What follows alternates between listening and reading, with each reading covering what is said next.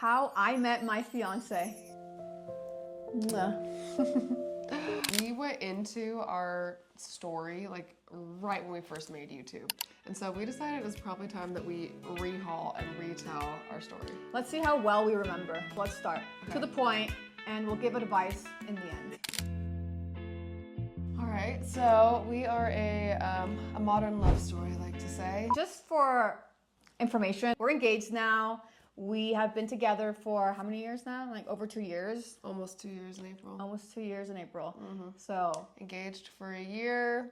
Hate to spoil the ending for you, but that's how it ends up. It's funny because we're both millennials technically, but we have kind of like a Gen Z love story.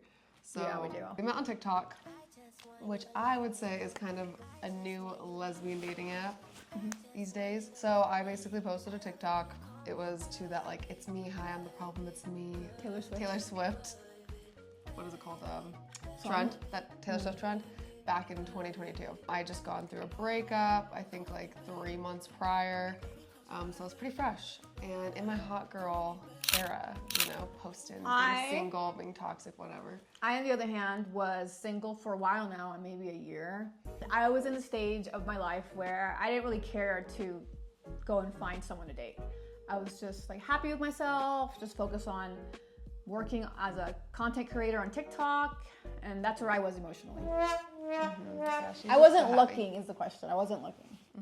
But she found anyway. So you were scrolling on TikTok. Yeah. You saw my TikTok, which is funny because it like was not even, I looked pretty in the TikTok, but I was like being toxic in the TikTok. But she was like, yes, that one. It's because I'm a content creator, so I know that you don't always necessarily post about things that are happening at this second. And also, people on the internet glamorize being toxic.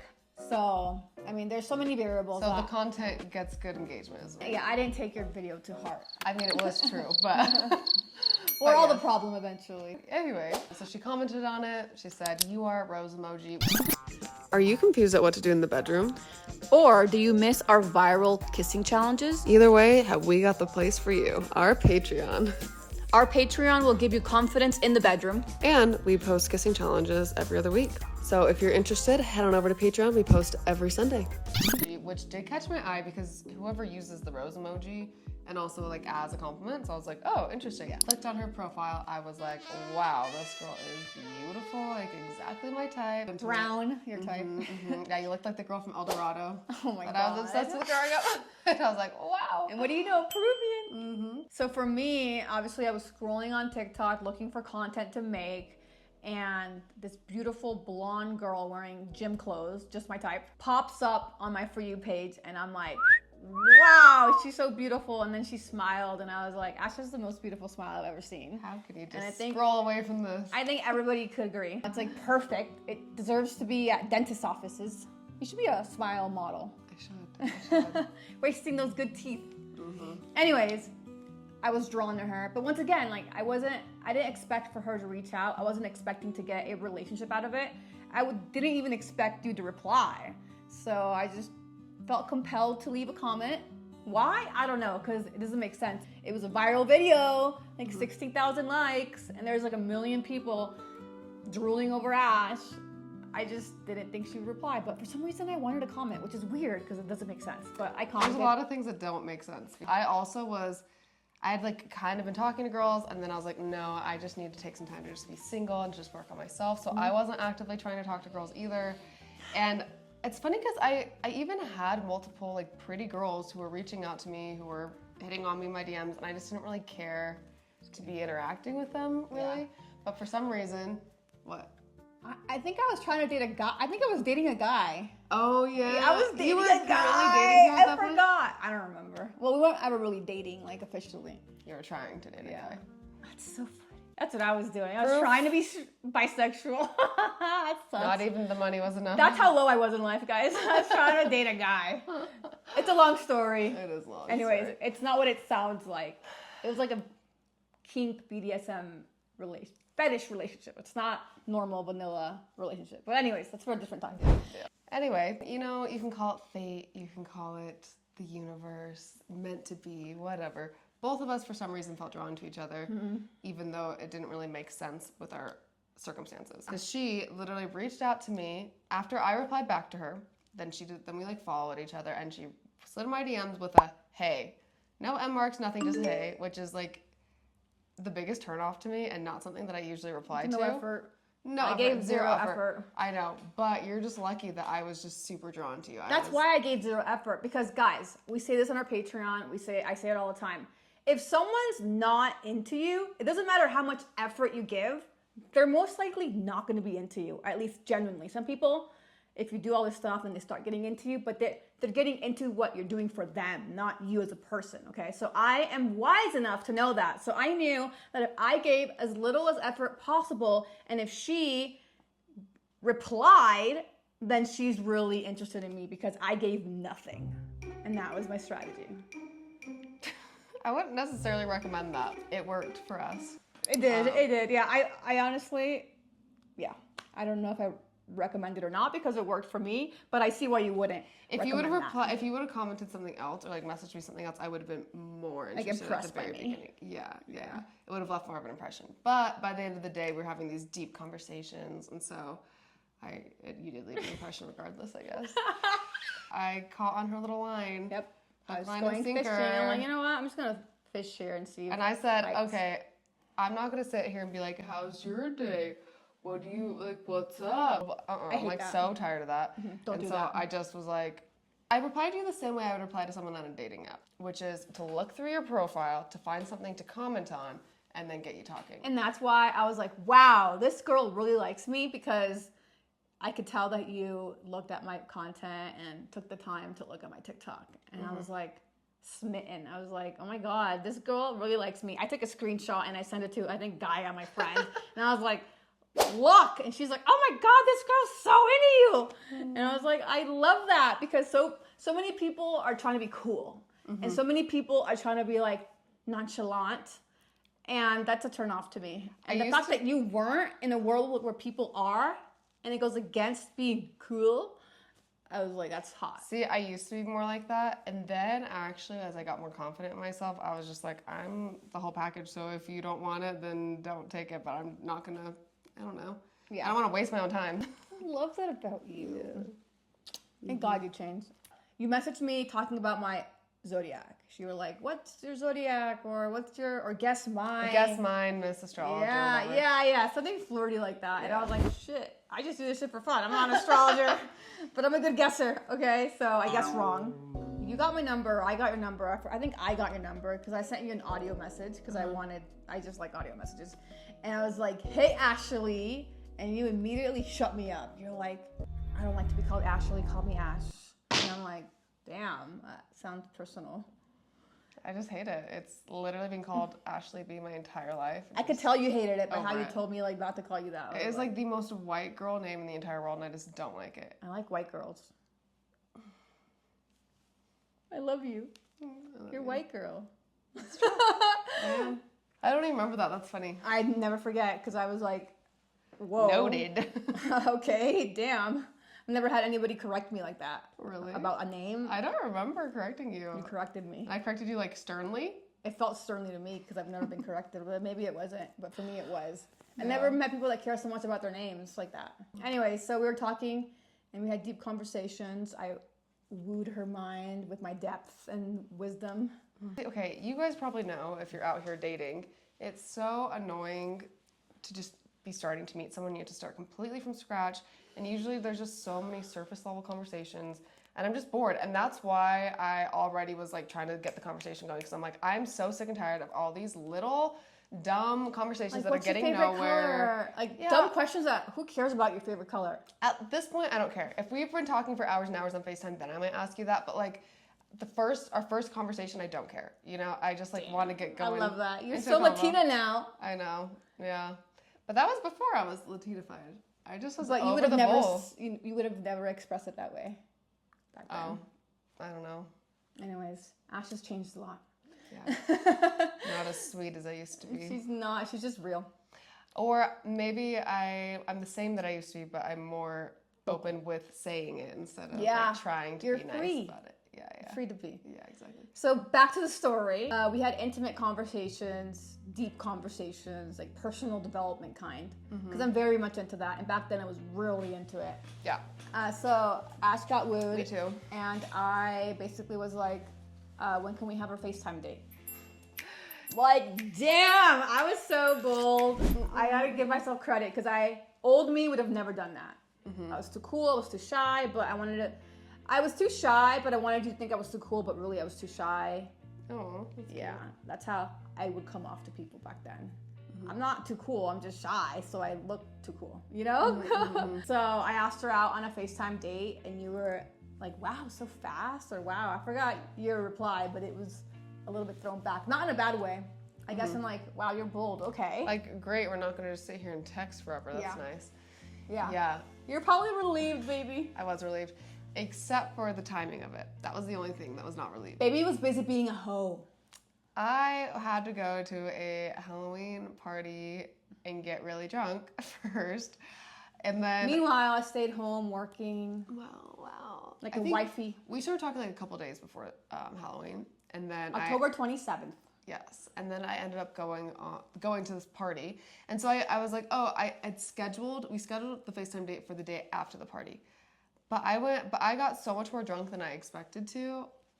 And didn't mean to.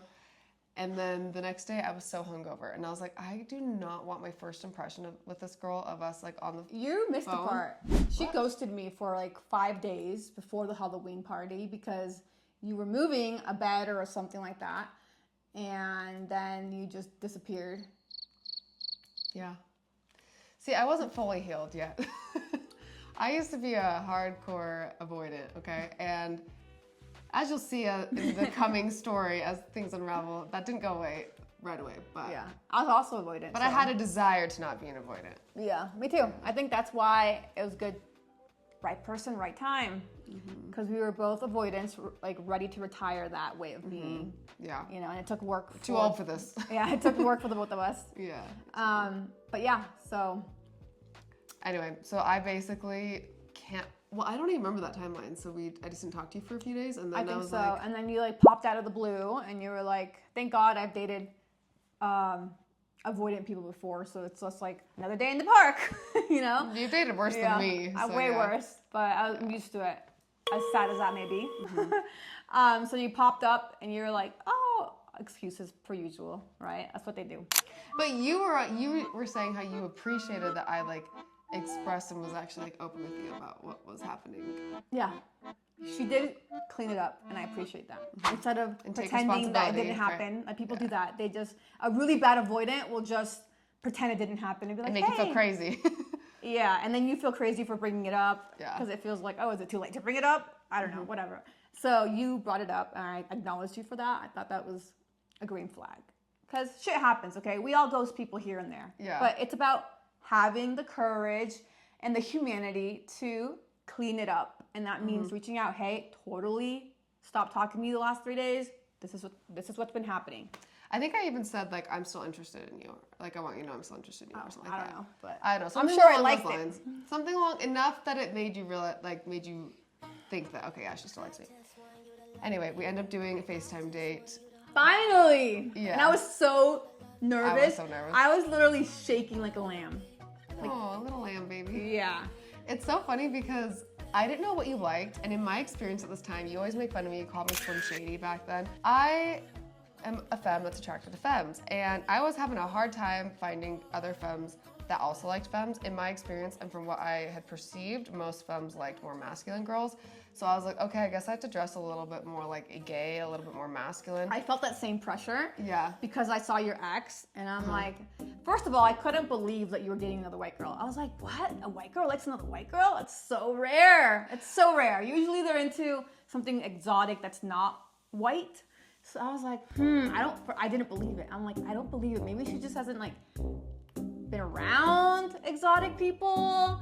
That's actually true. That's and I was really right. Isn't that crazy? Yeah, no, that's my preference. So then I'm like, and then she was masked. So I was like, okay, that I can believe because a lot of femmes are into masks.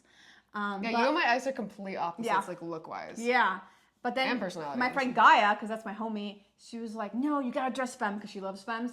So I just listened to Gaia, and thank God I did. Yeah, thank God. Or else it would have been 2 little masks on a date, basically. 2 little gay boys. Because I literally wore a big sweatshirt.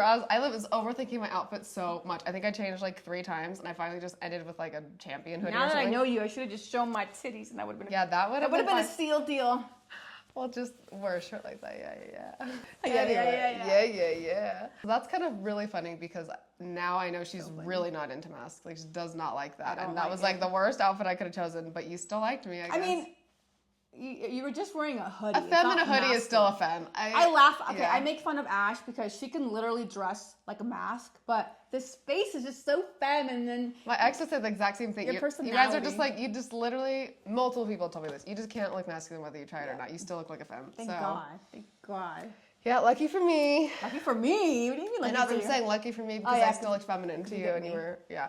It's so weird with like queer dating that there's so many factors you have to look into. Like, are we into the same like style? Do we match up like stylistically? Do we match up in the bedroom? Like, and personality wise, it's just so many different dynamics you have to headache. Get right. There's no societal conformity when it comes to being gay, because I think that's like the whole point of being gay is that there's nothing to conform to. But that also makes things very complicated, you know, unlike being heterosexual where like the man is supposed to be this. So most likely 99% of the time they will be this persona, which is like the daddy, the one that drives, the one that, you know. Yeah. And then the woman is supposed to be this way. And now that we're in 2025 and societal norms are being broken, it's still more relevant in a heterosexual dynamic than it is for a gay lesbian dynamic. Yeah, you gotta figure out what works. Girl on girl. So anyways, I was nervous. I think it was like at least a few hours long, our FaceTime. Maybe 3 hours. Yeah, probably 3 hours. It was good. I was nervous, excited. Yeah, I can't even remember what we talked about, but I remember. I do. I became a philosopher. I like took out my whiteboard and oh my God, you're right. Yeah, and I showed her how the past is in your future, and that's why you feel this way in the present. I mean, it's a whole thing that I have, okay? She's giving me a whole seminar. I literally gave her a whole seminar. We took an area of her life that she had trauma in. Literally. I became like your therapist. I know. No, I became your fucking personal life coach. And I remember thinking, I don't know if I want to have this dynamic all the time, but I do like that she's into this stuff, so that's good. That's so fun. I forgot that was our first FaceTime. That's hilarious. It was. Obviously, we did other things, but that was like the highlight of it. We talked for like 2 hours before that, more low-key. So I had to go to Miami to look at some short-term rentals, and the numbers didn't make sense. And I knew that obviously she lived in Arizona, and I wanted to meet her as soon as possible. And I needed another reason to go aside from just seeing Ash. Like, I needed a reason to come back. Had to come up with a reason. Yeah. So I looked at the numbers in Arizona for having short-term rentals, and online it looked great. But now I needed to go see it in person, which is exactly what I wanted because I wanted to also meet Ash. You told me ahead of time and said, hey, I want to come like meet you and also look at some real estate stuff. Like, does this weekend work for you? Yeah. And I got a flight and I flew out. And my grandpa died that exact same week. And I had to last minute fly up to Utah for the funeral, and I flew back literally like the evening before you got in, and I was so stressed. I was like trying to like panic cleaning and trying to get everything all ready beforehand and put on my self tanner and like curl my hair. Yeah, make you chocolate covered strawberries, all that.